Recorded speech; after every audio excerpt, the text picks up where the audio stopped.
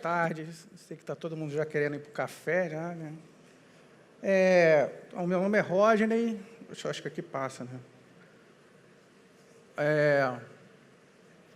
A ideia aqui é eu falar um pouco da nossa experiência com os Zabbix na Petrobras, né? Que é uma empresa bem grande, e de utilização dessa ferramenta open source, né?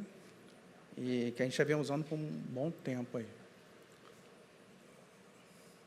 Então, a minha formação, eu sou engenheiro de telecomunicações, eu não sou analista de sistemas, mas fiz pós-graduação em análise de sistemas. Trabalhei alguns anos na Embratel, que acho que nem existe mais, né?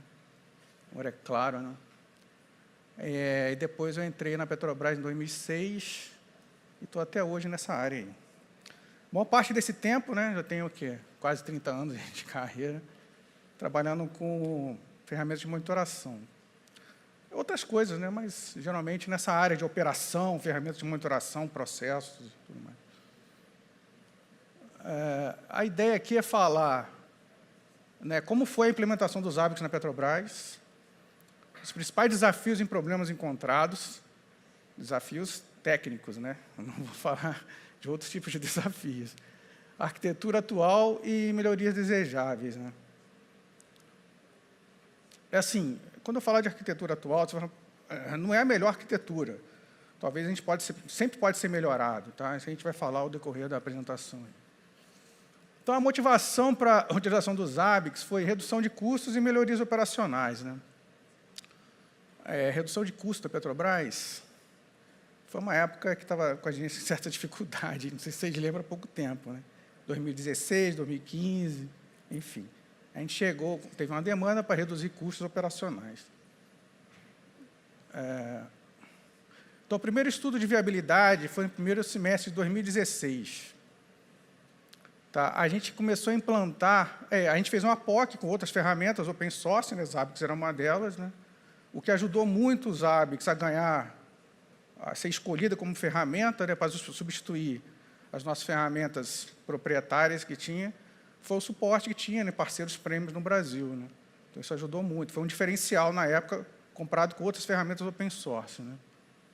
A implantação começou no segundo semestre de 2016, e a gente focou, inicialmente, só com ativos de TI, servidores.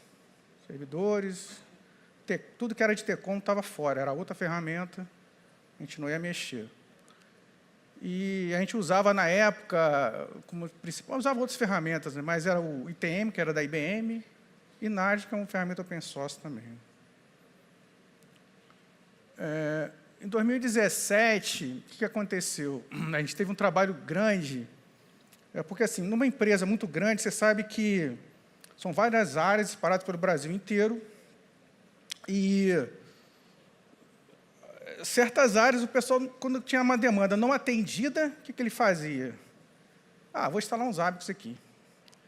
Então, você tinha Zabbix espalhado pela Petrobras inteira, né?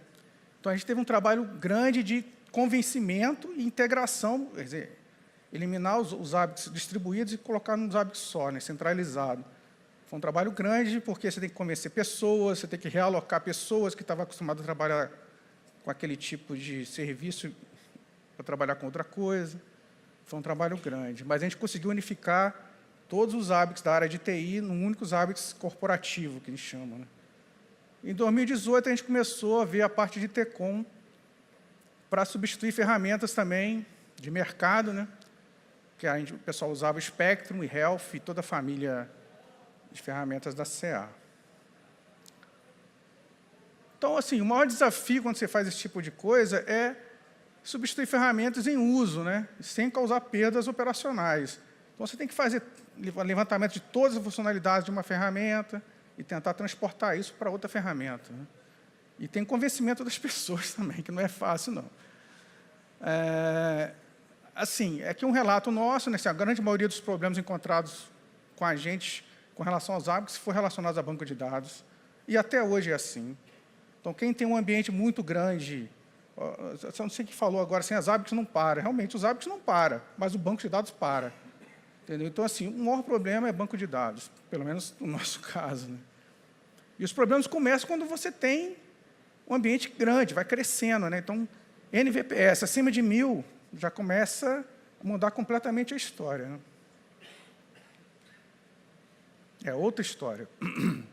Isso aqui é um pouco das ferramentas que a gente usa. Tem mais ferramentas ainda, né? Zabbix está no meio. A gente usa outras ferramentas de monitoração, não é só Zabbix, tá? A gente já eliminou muita ferramenta pelos Zabbix, passando a funcionalidade para os Zabbix, mas ainda existem outras ferramentas, né? A gente tem integração com o ServiceNow. Só que, assim, os alarmes que os Zabbix, né, os problems geram alarmes, que isso vai para o ServiceNow, né? Como outras ferramentas também geram alarmes direto para o ServiceNow. Só que a gente implementou o ServiceNow, a integração com o ServiceNow, esse ano, né? Foi esse ano, acho que foi esse ano. E a gente fez o levantamento, quanto dos alarmes gerados são dos Zabbix, né? Alarmes em geral, né? Que a gente chama de eventos de infra, né?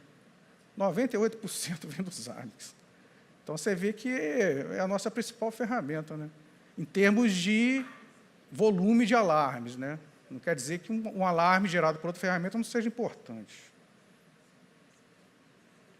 Obviamente, a arquitetura em camadas, banco de dados, Zabbix Server, proxy, front-end, vocês estão acostumados. No ambiente grande tem que ser assim, não tem jeito. Tem que separar o máximo possível. Isso é importante. Servidores físicos para banco de dados. No começo, nossa ideia, vamos usar tudo servidor virtual, tal. Banco de dados, começou a chegar antes de 1000 NVPS, o banco caía. Não aguenta, é muito dado. Então, se eu posso dar uma dica para quem está começando agora e acha que a sua arquitetura vai escalar, pense em usar servidor físico para banco de dados. Servidor dedicado mesmo.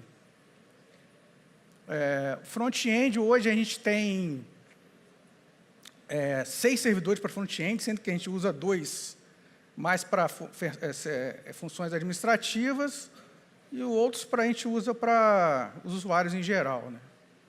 Aqui a ideia é falar um pouco da arquitetura dos Zabbix, não dos casos que a gente tem milhões de casos, como tipo a Vale demonstrou aqui, só que, assim, você tem ideia hoje, o negócio cresceu tanto que nem eu sei mais o que entra nos Zabbix. A gente tem uma equipe que atende às demandas, então coisas são criadas no dia a dia, coisas novas, coisas que já estão no dia a dia, tipo, vou cadastrar um servidor. Isso a própria equipe de infra faz direto, entendeu? Agora, novas soluções ou coisas que não existem, templates novos, a gente tem uma equipe para isso, né? Então, nem eu sei mais do que os casos de uso que tem no nosso Zabbix. É muita coisa mesmo. Então, a gente tem essa parte de front-end dividida e tudo com balanceamento, né? Então, a carga é distribuída. A gente teve um problema no passado, isso que eu estou dando um relato histórico, né? Que o front-end eu acho que é o maior consumidor de CPU do banco, tá? E acho que na versão 5 do Zabbix a gente tinha um problema que, às vezes, alguma query lá do front-end consumia 100% de CPU do banco, o banco caía, parava tudo.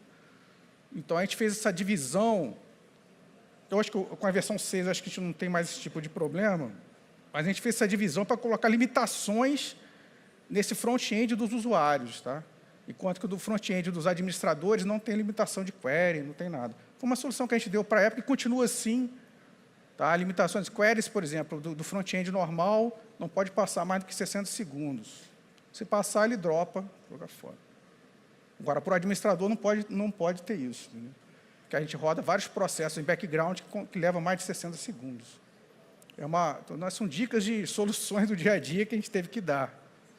Mas acho que com a versão 6 e agora com a versão 7, né?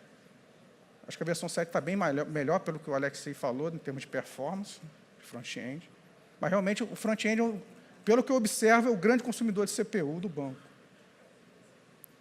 Então, isso aqui é um retrato com uma foto que eu tirei há uns 2, 3 meses atrás. Então, a gente tem, na época, ela estava com 70 usuários online, 3.600 usuários cadastrados, 870 user groups. Geralmente, cada equipe de infra da Petrobras tem um user group, né? E eles têm a visão limitada aos ativos de responsabilidade deles, né? Templates, aproximadamente 1.000, mapas 1.200, esse negócio de mapa, muito mapa de TCOM, tipo, que é o problema que a Vale falou aqui, a gente também teve, quando a gente foi migrar de ferramenta, né? TCOM, quem trabalha com TCOM usa muito mapa, diferente de TI não usa muito, mas TCOM trabalha muito com mapa. E eles tinham mais de 1.200 mapas, não, a gente tem que migrar esses mapas todos para os Zabbix, de alguma forma. E a gente implementou uma solução parecida com o que eles fizeram. Eu vou falar um pouco disso mais à frente. Os mapas hoje são criados automaticamente também, com os links usando CDP, LDP, como descoberta de links e de outras coisas mais. Total de serviços, olha lá, 64.500 serviços. É muita coisa. A gente usa muito isso para medir SLA de equipamento, de serviço, com vários tipos de serviço, muito usado, muito. Web cenários, mais de 7.000 web cenários. Mole não, é muita coisa. Então, é o que eu falei, para mim, o front-end é o maior consumidor de CPU dos bancos, né? Essa é uma dica aí para quem planeja, né? Está começando agora com os Zabbix e tem a ideia de expandir muito o seu ambiente, né? A parte de banco, eu acho que é a quarta vez que eu venho aqui nas Zabbix Conference, né? Eu sempre fiquei curioso como as empresas, principalmente nas grandes instalações, que SGDB usava, que mecanismo você usava para botar em cluster, para aumentar a alta disponibilidade. Eu nunca obtive muito essa resposta aqui. A gente usa MySQL com replicação. Então, assim, enfim, a nossa solução lá, a gente usa MariaDB com Galera Cluster. Tem uma história para isso, tá? Se alguém perguntar hoje, você colocaria MariaDB com Galera Cluster? Eu acho que não. Talvez um PostgreSQL, ou um MySQL com Percona, alguma coisa assim, mas em cluster, solução em cluster. Tem que ser solução em cluster.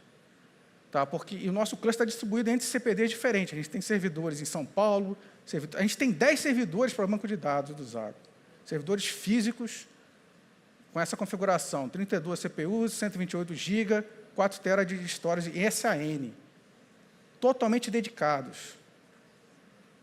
Estão distribuídos entre 3 CPDs diferentes, 2 CPDs no Rio e um em São Paulo. Cluster todo sincronizado. Isso que, para mim, é a parte mais complicada, quando você vai montar uma solução, instalação de Zabbix, né? O resto é bem tranquilo. Mas, para chegar nesse ponto, ambiente estável, altamente resiliente a falhas, alta disponibilidade, aqui que está o problema. É onde mora o perigo. Mas, assim, por que o MariaDB? Porque, na época, em 2016, a gente também tinha uma orientação de usar CentOS nos servidores, e no CentOS não tinha o MySQL, tinha o MariaDB como no repositório. Vamos para o MariaDB, Galera Cluster e tal. Aí está assim até hoje. A gente teve vários problemas com isso. Muitos problemas, a maioria dos problemas que eu falei foram relacionados ao MariaDB com Galera Cluster, mas hoje está estável.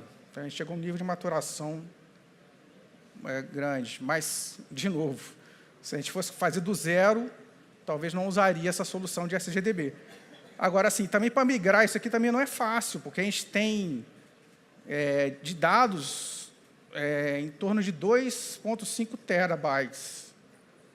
Como você vai migrar isso para outro SGDB? Então, talvez eu teria que descartar os dados de performance, né, os histories e trends. Aí, descartar tudo é complicado. Né? Mas, enfim, pode ser, não sei, no futuro. Né? O Zabbix serve servidor virtual, 8 GB, 48 GB de memória, tranquilo, funciona muito bem, sem problema nenhum. A gente está com HA habilitado. Uma coisa importante, assim, estou habilitado entre um servidor do Rio e um servidor de São Paulo, né? Então, se o server está rodando no Rio, ele tem que usar um nó do banco do Rio. Está em São Paulo, usar um nó do Banco de São Paulo, do cluster de São Paulo. Ao contrário, não funciona bem. A latência é alta, então a performance do Zabbix vai lá para baixo. É uma dica também. Total de hosts monitorados, 106.000. Essa é a foto que eu tirei uns 3 meses atrás. 4,4 milhões de itens, 1,5 milhões de triggers, 9.000 NVPS. Ontem eu olhei e estava 9.500. Isso varia, né? Às vezes o pessoal adiciona novas coisas e tal. Então, é um ambiente bem grande. e o banco está em torno de 2,5 terabytes. Trigger Actions 80 é uma coisa que a gente podia utilizar mais, eu acho. A gente não utiliza tanto. Para ter uma ideia do tipo de itens, né? Então, o top é o SNP Agent, por causa dos equipamentos de TCOM, né, que são muitos, são mais de 10 mil equipamentos de TCOM. Então, o SNP Agent é muito usado. Depois, Zabbix Agent Active, a gente só usa praticamente Zabbix Agent Active, nunca passivo. O que está crescendo muito, com novas implementações, a parte de HTTP Agent, né, com esses novos recursos no Zabbix 6. Então, a gente está crescendo várias soluções, a gente está implementando com HTTP Agent, ou com script também, aquele JavaScript. Né? Então, tem muita coisa assim, muito legal mesmo, que a gente tem feito, que antes a gente usava script externo, hoje a gente consegue usar HTTP Agent e script. Né? Script é JavaScript do Zabbix. Inclusive, alguns scripts externos legados, a gente está tentando substituir, porque script externo é ruim, né? Manter, depende de biblioteca, no servidor, é muito ruim. A gente só faz quando não tem jeito mesmo. Total de proxies, a gente divide os proxies em funcionalidades. Talvez essa nova funcionalidade do Zabbix 7, com certeza a gente vai estudar, que é a alta disponibilidade, né, de proxies. Né? Hoje são isolados. Na verdade, assim, em alguns conjuntos desses, a gente tem um servidor no Rio, um servidor em São Paulo, mas a mudança, né, é manual. Caiu do Rio, a gente sobe manualmente, é manual em São Paulo. Né? Vai fazer alguma manutenção no servidor do Rio, aí sobe em São Paulo, manual. A ideia é usar essa nova funcionalidade do Zabbix 7, que realmente a gente vai estudar isso bastante. Então, hoje a gente tem um total de 56 servidores para proxies, dividido por ambiente, DMZs, parte de HPC, tem um conjunto deles. HPC é computação alto desempenho, né? E tem várias DMZs também, algumas têm proxies, outras não, aí depende. Proxies voltados só para elementos de TCOM, proxies voltados para coleta de VMware, e até desktop a gente coleta dados, não para monitorar, mas para gerência de capacidade. Então, tem muita coisa. Com relação a processos, né, que todo mundo que trabalha com TI, isso não é só ferramenta, você tem processos e pessoas, né? É o tripé que todo mundo fala. Né? Então, a questão do processo, a gente tem um portalzinho que as próprias equipes adicionam servidor na monitoração, removem. Alguns entram automaticamente de acordo com o CMDB. Alguém comentou o lance do CMDB. Então, assim, o CMDB para a gente, que hoje fica no ServiceNow, é a referência, né? Zabbix é ferramenta de monitoração, não é uma ferramenta de gestão de itens de configuração. Então, a gente tem o CMDB. Então, alguns ativos a gente automatizou a criação de acordo com o CMDB. Outros, a própria equipe de infra, né? Tem uma equipe que cuida, sei lá, de banco de dados Oracle. Então, ela tem autonomia através do nosso portal de adicionar alguma coisa, mudar o template. Então, a gente usa esse portalzinho aí. Tudo conversa via API dos Zabbix. Né? Para dar acesso direto aos Zabbix, a gente não ia conseguir fazer isso. O cara poderia configurar alguma coisa errada, um tempo de coleta. Num ambiente grande desse, assim, tempo de coleta dos itens é fundamental. No nosso padrão é usar no mínimo 5 minutos. Ah, mas pode usar 1 minuto? Pode, mas tem um caso super particular. Então, se eu desse permissão para um usuário para acessar os Zabbix e com permissão de configuração, o cara pode fazer uma lambança e você vai descobrir quem fez. Né? Complicado. Então, a gente tem esse portal que controla isso tudo. Consultas também, tal. O que mais que ele tem? Usuário?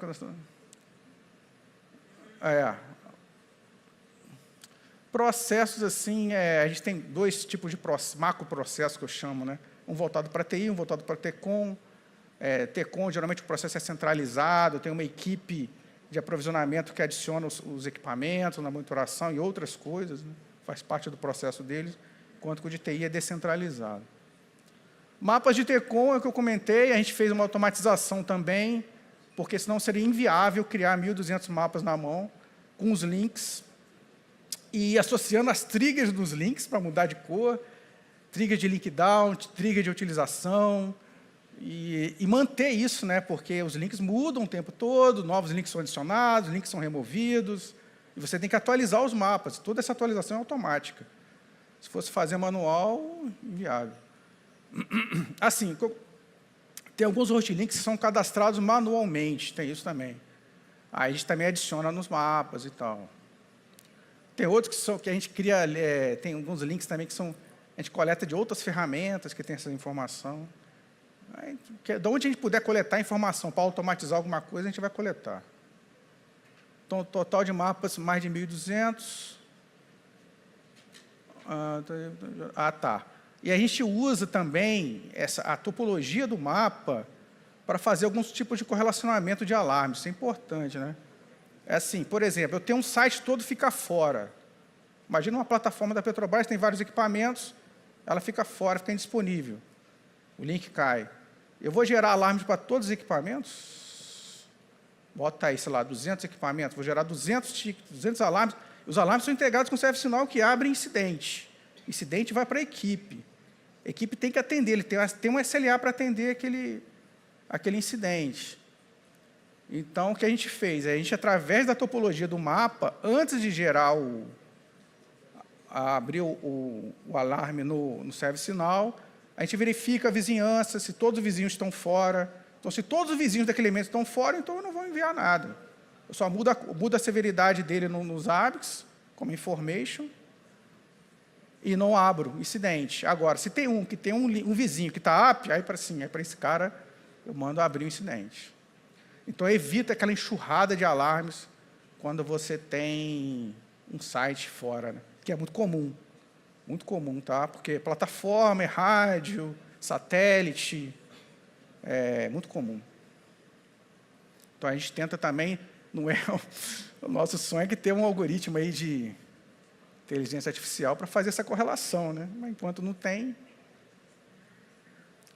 esse aqui é um exemplo de mapa criado, né, automaticamente. É óbvio que a gente cria o mapa automaticamente, mas a equipe tem que só posicionar os elementos, né, onde é tipo o que a Vale fez, semelhante. Aqui um ponto de melhoria, eu até já abri chamado com as hábitos para isso, é que esse label do link fosse, a gente passando o mouse, aquele hover, ele pudesse abrir um pop-upzinho com algumas informações. Por quê? A gente gostaria de botar muito mais informações nos links, só que a gente não coloca porque polui demais o mapa. Então, fica inviável. A gente queria colocar várias informações, qual é a ponta A, qual é a ponta B, qual é a designação do link, caso ele queira acionar uma operadora para reclamar que o link está fora. Então, é uma coisa que, sim, em termos de desenvolvimento, eu acho muito simples de fazer, mas que hoje não tem. Esse é o mapa, eu até botei a utilização da última coleta do link, né? Mas, mesmo assim, as equipes não gostaram muito, então a gente só botou em alguns mapas. Agora, o pop-upzinho, sim, seria bem útil. Um link ficou fora, ele posiciona o mouse ali, já aparece aquele pop-up que está lá no label, que a gente já cadastra. Né? Hoje eu não cadastro, porque senão ia poluir demais. Mas com várias informações daquele link. Qual é a ponta A que está fora? Qual é a ponta B? Mas o cara vai perguntar, pô, mas você não pode clicar no elemento e ir lá no Problems e ver? Pode, mas é mais um clique, né? Mais um clique que ele tem que ir lá para vir consultar os problems. Se ele pudesse ver ali, posicionando o mouse, qual é a ponta A, qual é a ponta B, outras informações que a gente acha importante. Então, ponto de melhoria, eu já abri chamado com as hábitos para isso. Vamos ver. Foi 2 improvements que eu abri, né? Foi um desse do link, labels, e da cor também do link. Hoje, os links, né, a cor do link é alterada através de uma trigger, né? Eu achava interessante a gente conseguir mudar a cor do link com o valor de um item. Se a utilização passar de tantos %, eu quero que mude a cor. Sem ter que criar uma trigger para isso. Porque trigger é complicado de criar, complicado de associar. Às vezes eu não quero uma trigger, eu não quero gerar um alarme, eu só quero mudar a cor do link. Pode ser de outro item, não só de utilização de link, né? Eu acho uma coisa simples também de desenvolver. Enfim. APM, óbvio, né? O sonho de todo mundo é ter a parte de APM nos ABICs. Vamos ver na versão 8. Hoje a gente tem uma ferramenta só para isso, né? Cara, e complexa. Então, se tiver essa parte de APM. Correlação de alarmes também é o que todo mundo busca, né? Para quem trabalha na operação, quando às vezes tem um problema, te gera lá 800 alarmes. E aí, qual é a causa raiz disso aí? Fica todo mundo igual um louco, né? Topologia automática de rede também é o que a gente fez através de scripts lá e tal. Eu acho que interessante se estivesse já intrínseco nos ABICs. Monitoração sintética simplificada, eu acho que teve uma grande melhoria na versão 7. A gente está doido para testar isso agora, porque a gente usa muito monitoração sintética. Tem os web cenários, óbvio, que eu falei que tem mais de 7.000 web cenários, só que monitoração sintética é aquela que você tem que ter um tipo de navegação, logar na página, fazer navegação e sair, executar alguma coisa. Para implementar isso via web cenário atualmente, na versão 100 é muito difícil, muito complicado. Então, a gente queria uma coisa mais simplificada, do tipo, eu vou navegando e ele já cria automaticamente o meu script lá de utilização e salva e manda executar. É uma coisa que a gente navegando na página, assim como o Selenium tem, né? A gente tem Selenium lá integrado com o Zabbix, que colocou agora. Ou, senão, a gente usa outra ferramenta comercial para fazer isso também, que é muito usado, para fazer esses robôs sintéticos, né? Vamos ver na versão 7 o que o Zabbix traz aí de funcionalidade. Pelo que o Alexei mostrou, ele já guarda até as imagens de cada teste, eu acho bem legal. Agora, o problema para mim é a criação do teste.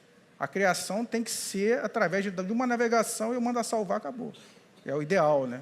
Não sei como está. Os benefícios, redução de custo é óbvio, né? Isso aí nem preciso falar. Agora, a monitoração do escopo de elementos monitorados, do tipo de monitorações realizadas. Isso aqui foi um salto absurdo, absurdo. Antes a gente tinha, sei lá, 2.000 servidores sendo monitorados. Com os Zabbix, olha a quantidade de elementos que a gente tem hoje, sei lá. Eu botei ali, nem lembro mais, 80.000. Então, assim, o escopo aumentou muita coisa. Sem falar nos tipos de monitoração, né? Antes eu monitorava só disponibilidade, uma coisinha ou outra. Hoje a gente tem de tudo, tudo, tudo. Então, às vezes, a gente recebe uma demanda, né? Eu quero monitorar isso aqui. Beleza, como é que eu coleto a informação? A coleta assim, acabou, implementa rapidinho. Não tem uma equipe para isso, eu falei. Nem eu mais sei que está sendo criado nos hábitos em termos de monitoração. Flexibilidade e redução do tempo de implementar novas monitorações, acabei de falar. Então, isso aí também foi dito em várias apresentações aqui. Muito flexível os hábitos, simples, simplificação dos processos de infraestrutura de monitoração. A gente reduziu várias ferramentas integrando com os hábitos, quer dizer, passou todas as funcionalidades para os hábitos, então isso simplificou bastante. Todo mundo sabe, quanto mais ferramentas, mais difícil é você manter isso tudo. Tem umas que são ferramentas comerciais, tem um custo, contrato, é complicado, né?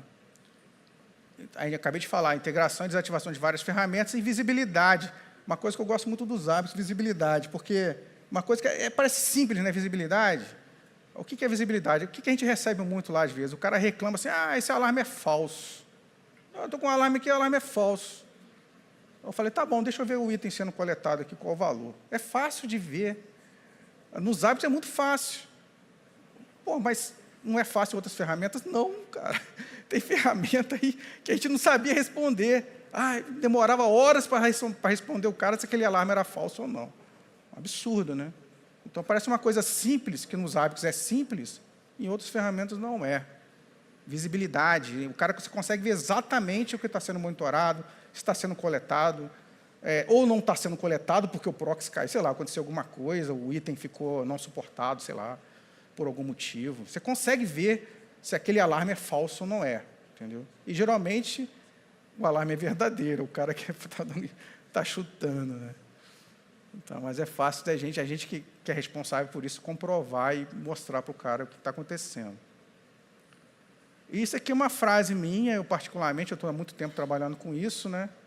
Na Petrobras e até fora da Petrobras, e dentro da Petrobras eu falo que eu divido a história da monitoração de infraestrutura, infraestrutura, mas a gente monitora hoje qualquer coisa com os hábitos, vocês sabem disso, via HTTP Agent e outras funcionalidades. Antes e depois dos hábitos, assim, mudou completamente até a visão das outras equipes e outras áreas da empresa com relação à nossa equipe lá de monitoração corporativa. Como eu disse, antes eles tinham várias demandas que não eram atendidas por nós, por limitações das outras ferramentas. Aí o cara vai lá e instalava uns APIzinhos no servidor dele, embaixo da mesa dele lá, e fazia, entendeu? Hoje não, hoje as equipes entram em contato com a gente e falam, pô, já sabem que vai ser atendido, ou, se não for atendida, por alguma limitação, não da ferramenta, mas como é que eu vou coletar uma informação que eu não tenho onde coletar? Aí não tem jeito, milagre não existe, né, gente? Sabem disso, né? Então, é isso. Obrigado. A minha ideia aqui, como eu falei, era mais mostrar a nossa parte da infraestrutura dos hábitos, né? E a nossa história durante esses anos. Bom, temos uma pergunta para ti, Rodney. Assim como a Vale, a Petrobras entende os hábitos como uma ferramenta de monitoramento em outras áreas do negócio? Sim, sim. A gente pode evoluir muito ainda com os hábitos lá dentro. A gente tem a área de automação, que a Vale está usando bastante. A gente tem muita coisa feita para a área de automação. O que é a área de automação, né, gente? Geralmente, a empresa, você tem a área de TI, né? TI corporativa, mas tem a área de automação que lida mais com negócio, com equipamentos e tal. A gente tem muita coisa, só que é outra área, não está embaixo da TI. Então, não depende da gente, a gente não consegue... Eles que têm que solicitar para a gente, né, a monitoração. Isso está crescendo muito lá, mas ainda tem muito o que crescer ainda, voltado para essa área de automação, é a minha visão.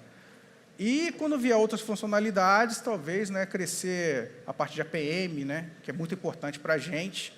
A gente tem centenas de aplicações hoje, e é um gapzinho também que a gente pretende suprir quando tiver essa funcionalidade. Então, aí, o céu é o limite, né? Perfeito. Ok, Rodney, muito obrigado. Obrigado.